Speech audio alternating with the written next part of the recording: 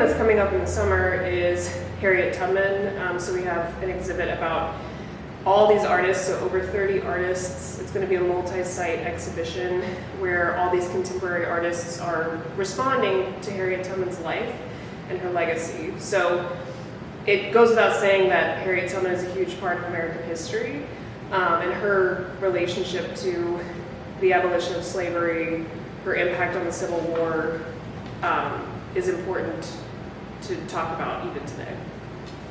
So for Tubman, we think about her history here locally. Obviously, we're in Auburn, where she lived following the Civil War and where she's buried in Fort Hill Cemetery. But we talk about her story in relationship to how things in her life, so being enslaved, challenging that institution, coming out the other end as a free person, how those things are the story of, hundreds of thousands of people in this country, and how that story shaped parts of the American Constitution as well. So the abolition of slavery, even through the Civil Rights Movement, how those things have changed and look different today than they even did 20 years ago.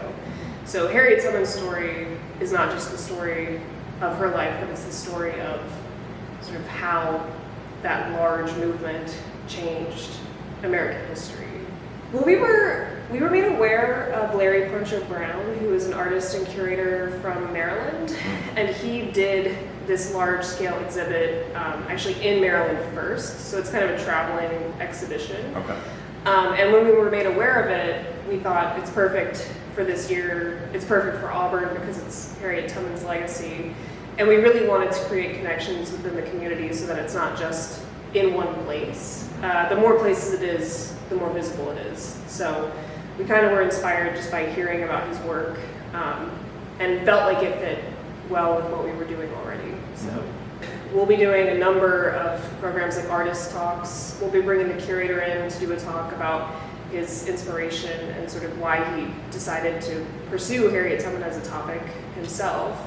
And we'll be trying to reach into the community and do things with like the National Park Service, the Harriet Tubman site, and just a variety of things in the summer. So more so in like July and August.